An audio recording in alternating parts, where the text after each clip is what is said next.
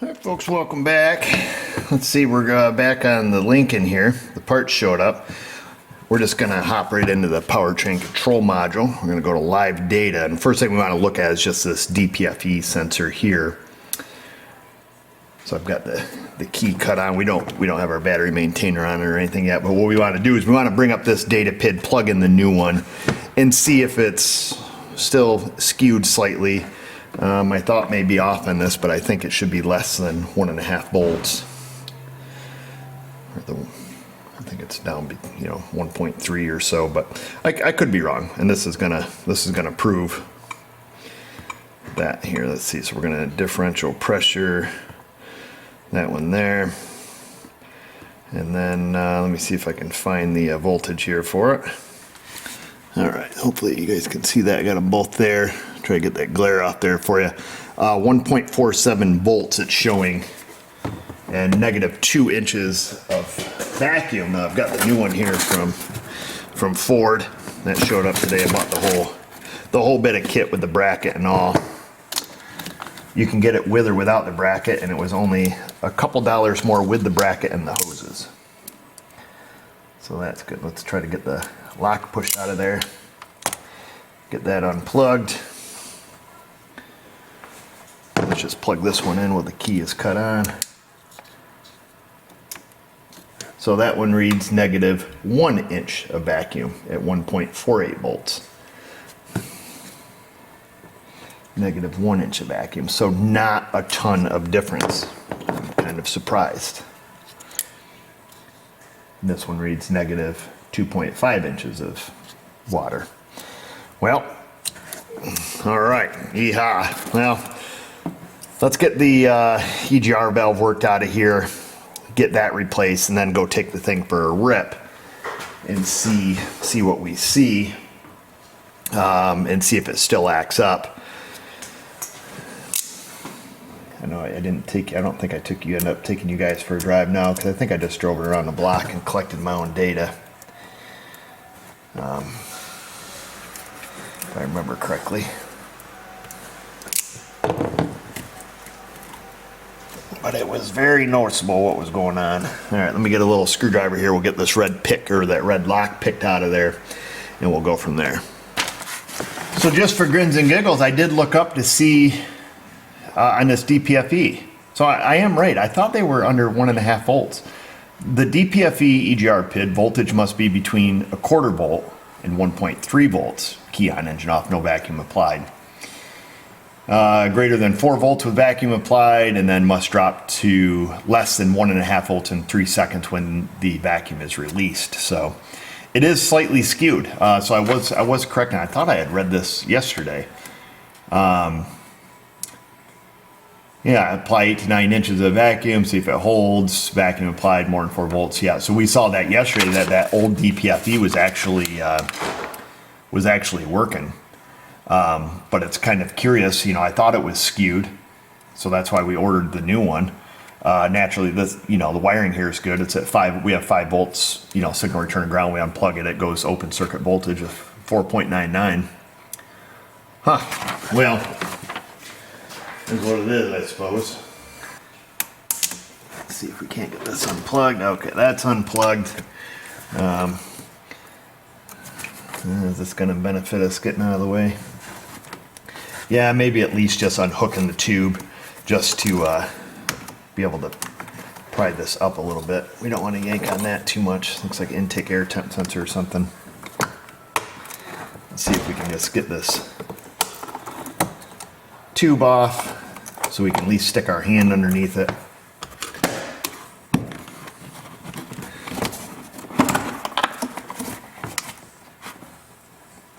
There we go. Keep that like that. That way we can get down to these 2 bolts here. All right, so it shouldn't be too bad. Let's do this. Looks like 8 mils there, 8 mils here. I don't want to pull this whole rigmarole off there. I think we can get to everything. I don't know if once the EGR valve is unbolted, if we can just slip it out to the side, or if we have to pull that whole bracket. We do have to pull the bracket. It doesn't look like that big a deal. let's take and get this little wire clip off here. Or not. Come on, baby. Now we'll have to get a different tool. Different prying apparatus, I'm thinking. Let's go from this side. See if we can't work it with the wire. Nope. Not easily. We'll get that up off there, and that looks like probably an 8 mil and then a 10 down here, the whole bracket. The whole kit and caboodle comes off. That may be the easiest thing to do. 10 mil down here, 8/8. Let's go get some tools.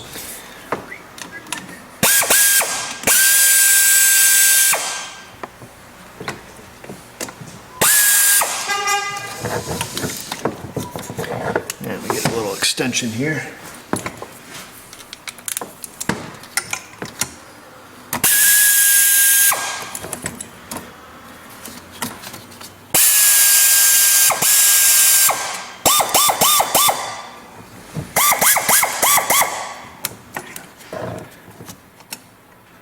Let me see if those bolts are magnetic. Sometimes Ford uses stainless steel on some of their EGR components and such. Nope, this time they did not. Huzzah. We'll get our little magnet tray that we had. Whenever we took that bolt out of. See if they're all the same. Oh, great. Perfect. Yeah, let's leave one bolt in there, because we need to take the other ones off the end of it. Mother! I see ya. Oh, double dropped it. Crap, I gotta get her on the end here.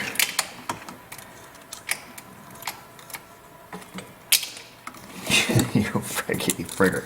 My magnet's not quite strong enough here. And to get a stronger one, I'd have to turn around and walk almost 3 feet. We ain't doing that.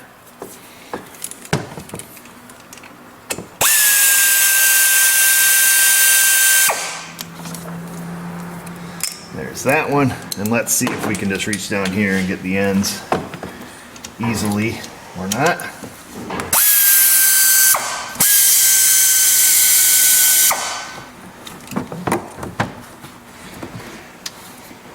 There's that one, happens to be the same. Wow, all the bolts are the same.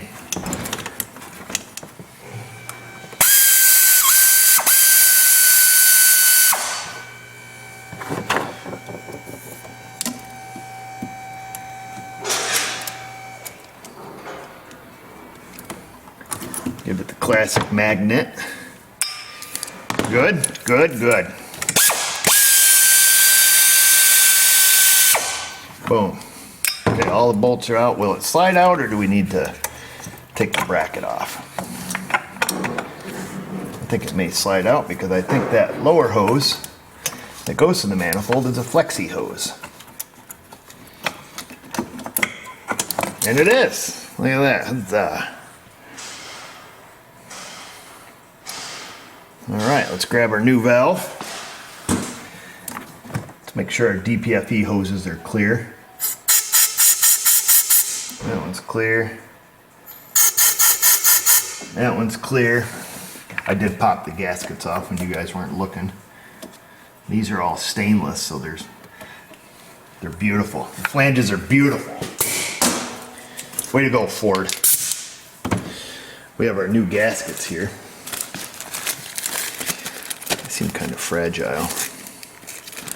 There's your part number on that. Of course, don't go off some silly thing on the internet. Call your local Ford dealer, have them look up the parts for you. Per VIN number.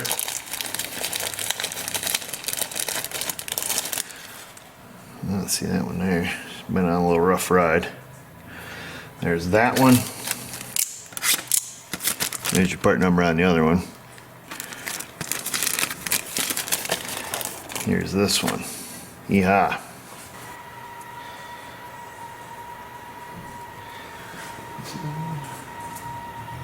Oh, okay. I just want to make sure the other one had a short finger on it as well. Now, they're only going to go on one way. And that one has a short finger on that side. There we go, because it would hit the little DPFE pipe if it didn't. Okay, so that should keep the gasket on there. Now this one here doesn't make a difference. All 4 fingers are the same length. Doesn't matter what way you put it, the tab faces the same way. So that one there, come down here. Okay, and that's kind of sitting on there. We'll have to fiddle with it a little bit to get it lined up. Brand new EGR valve from Fomoco. Well, there's your part number in case you need that. All right, write that down. A lot of stuff to the side. Guide me in, baby. Here we go. Very gingerly, very nicely. I'm gonna just slip that right in there. And now we're gonna stick 1 bolt down to the bottom, making sure that our gasket is in place. You can kind of see it through there. We're gonna grab our little extension, grab another bolt, very gingerly line that up. I can almost reach it. There it is, baby.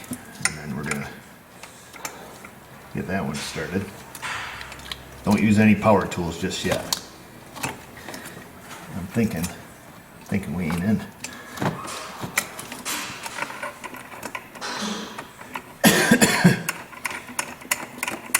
Let's see, I'll make darn sure that one started. Doing a lot of twirling. Is anything happening?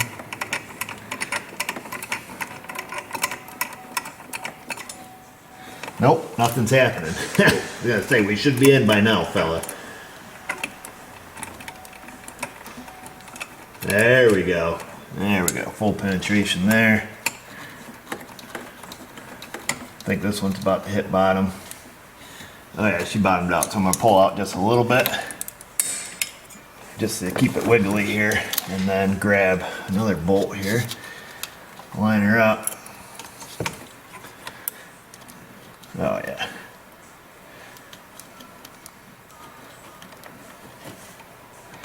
Come on, man. There you go. Hello. There's that one. That one started just fine. Come down to the bottom hole here. That can be a little trickier. You have to wiggle it around a little. That's why you leave it all loose, so you can just kind of give it some wiggles. Now this just goes into aluminium, so resist the urge to start it with the air ratchet.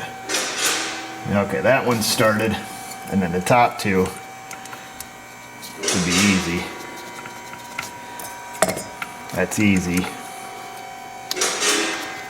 That's easy.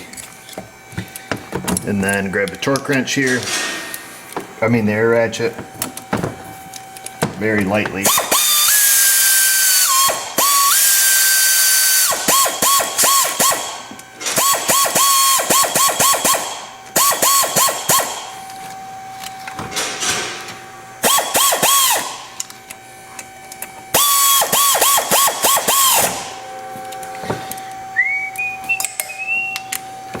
Strangers in the night.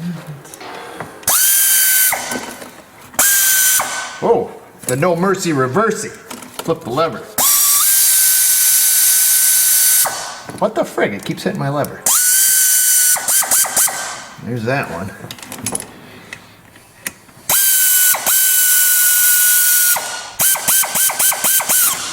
Okay, let's go grab the real torque wrench and torque all of those bolts to factory specs.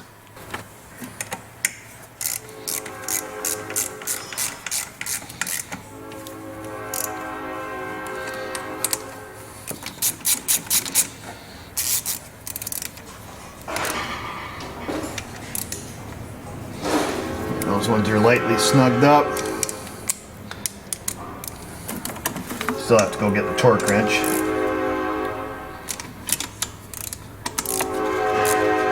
But we just want to get them close for right now.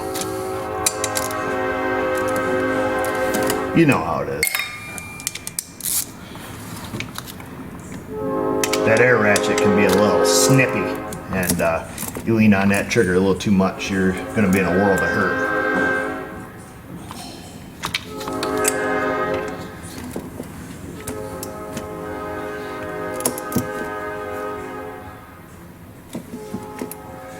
sure we're not. Sometimes you get a false sensation if your ratchet's up against a hose or pushing on something. You'll think something's snug when it's not. So buttons on my underwear, he says. Let's see. Plug up the EGR. Boom, back in with the red clip. Give her one of those. Smoking a pancake, I think that's called. Or shaving a haircut. Or piping a crepe. I don't know. Oh. Hello.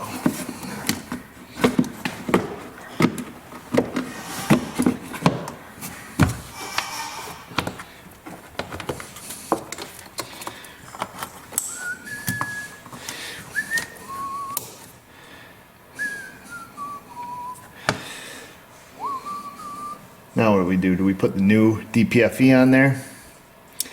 Even though it's only minutely better than the old one? I know what I would do if it was mine. We're going all the way. We're doing it. Even though it's slightly inconvenient to do. Come on, Ford, what were you thinking? Put these things on here. They're on the back side. You can't even get to them.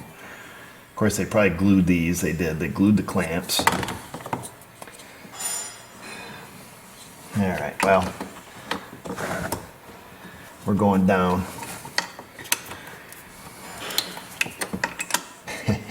And they were on the right way, you idiot. I was looking at it backwards.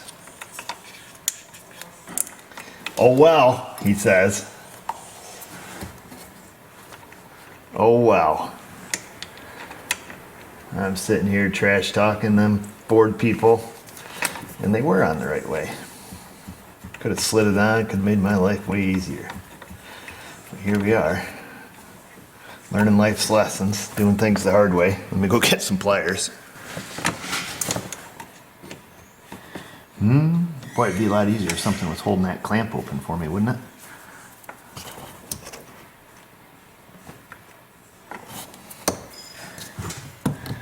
Ah, life's a dance, folks. You learn as you go. Sometimes you lead, sometimes you follow. They should make a song about that. We're all living and dying with the choices we've made. I think a famous guy said that once, didn't he? George Jones, right? We've all got choices. You like drinking. Good song, in case you don't know it, even if you're not into the old school country. Merle, Willie, Johnny Cash, George Jones. I think it's a good life lesson song. We got choices.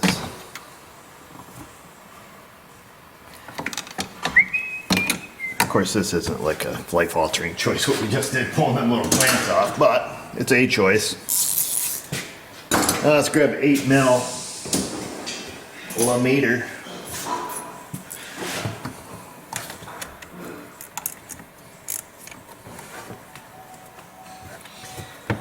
All right, I'm gonna get the torque wrench. We're gonna come back through, torque the air box, and get that torqued, all the connectors, and everything else we had undone. So we're gonna go for a rip. Let's get the old rubber cover here, or whatever this thing is, some kind of foam stuff. Try to quiet down the clitter clatter of these noisy modern day engines. Definitely a lot louder than the old stuff. I'll tell you that, that's for sure. But I think it's probably, it's due in part to, the GDI injection. They're crazy noisy. So you've got that.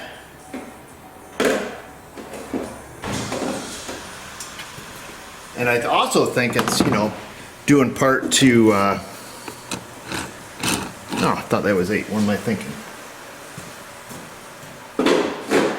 I think it's also due in part to lack of mass, you compare it to, if you got an old Packard or something with a straight 8 flathead engine in it that weighs as much as this whole car, You know, the only way to tell if those things were running is if you could hear the air getting sucked down the carburetor, you could see the fan spinning. They were so quiet, you know, like those old big massive, you know, flathead engines and stuff you would see. But there was a, you know, a tremendous amount of mass to them, I guess. So I assume that's what made them quiet. You know, lower compression ratios and, you know, just, they were just big and quiet. Like I say, you take the fan belt off one and, you know, muffle the sound of the air rushing through the carburetor. You could hardly tell they were running, you know. You know, the valves were all adjusted correctly and stuff. They were dead quiet. But nowadays engines, my goodness, you know, I listened to them on the camera. I was like, boy, that sounds, no wonder people are making comments. You know, they sound like, oh, washing machine, you know, clicking and clacking and tinking and, you know, but in real life, you know, I was like, well, that's normal. That's what they sound like. So, anyhow. All right, let's go for a rep. All right, here we go. Just taking her out, letting her get warmed up till the EGR decides it wants to start turning on, and then we'll look at data here. I did clear the engine light as well. EGR valve decided it wants to turn on now, so like I say, the customer's complaint was this really slow speed, and it was pretty rough. Let me just see here. All right, so here we are. Yep, EGR is commanding at 9 or 10% there.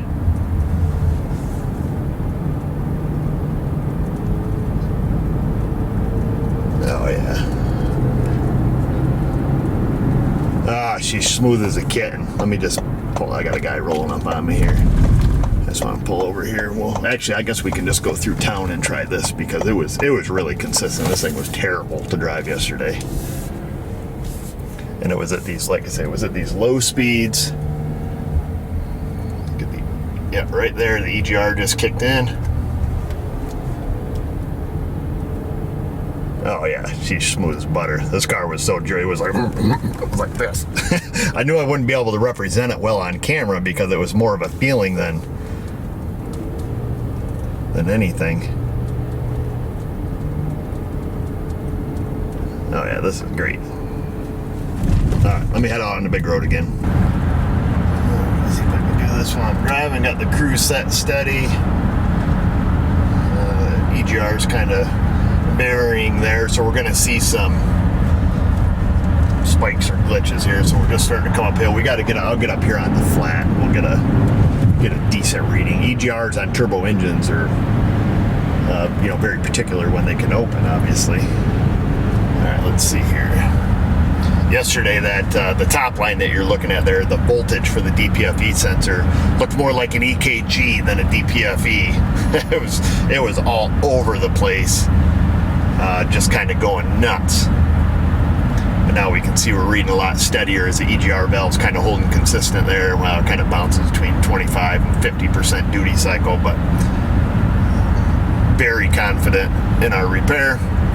Obviously because the symptom's gone, but just looking at our data,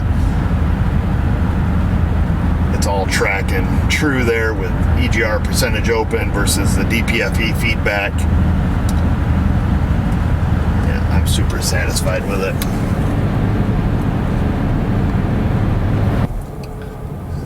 Pull over here for a second. We're just going to try it one more time.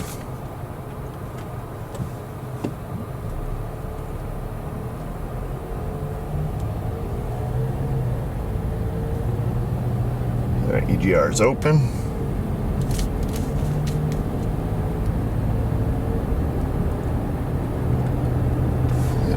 That EGR is open, reading super steady. 25 miles an hour. Yeah, smooth as glass. We're gonna start tipping into the throttle a little bit. EGR is still open. You gotta be careful tipping into it because, you know, as soon as we start getting boost, things happen. Okay. We're good. That's it, folks. Easy peasy. We got this one all fixed. Did we get lucky? Yep. But what guy doesn't like to get lucky? Am I right? Our luck on this one, if you will use that word, is, you know, was experience based. Which can get you. I gave the example in the last video, for a couple videos ago you guys watched with that F350, where I took a hard left turn when I shouldn't have. And that's because, you know, as I mentioned, the previous 10 of those vehicles I fixed, it was the same problem in the same area, and I let it dictate my diagnosis. When on that one, I should have just started with the correct process, but, you know, when you see it over and over and over again, sometimes you skip stuff. And the majority of the time it works. 90% of the time, every time. I don't know if it's the statistics that high, but it can benefit you to have experience, both at home and at work. But in this case, you know, it was that situation like it was with the previous video we did on a Jeep, I believe it was, where, you know, we replaced that speed sensor. We collected the evidence. We looked at looked at what we could look at, and then determined, like, hey, this speed sensor is super cheap, and we could spend a ton of time, proving it, more than if we just guessed. And I hate using that word, but this is a similar situation. You know, I looked at it, I drove it, I felt the symptom, knew in my mind, like, oh yeah, I've been down this road before. And then seeing the data and seeing what, you know, the feedback I was getting on that DPFE sensor, showing that thing going haywire as a result of the EGR valve going bonkers. So that's why I decided, like, hey, let's just put an EGR valve on it. DPFE skewed a little bit. Let's put that on it, even though our new one wasn't as good as what I hoped. So yeah, there's that. I guess that's the brief recap.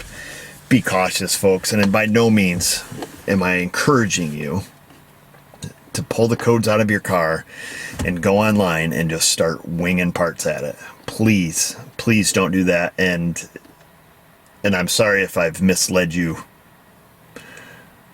to do that. I don't know how else to say it, but please don't. Just please don't. Anyhow, please do go into that comment section. When you're down there, leave a comment. When you're done with that, look for us on Insta, Facebook. And just remember, viewers, if I can do it, you can do it. Thanks for watching. And I just got to know, there's a button here that says glove box. Does this thing have an electric glove box? Let's look. Bonus footage. What the? I don't want to show you. That's hilarious. How many modules does that take? Stupid cars.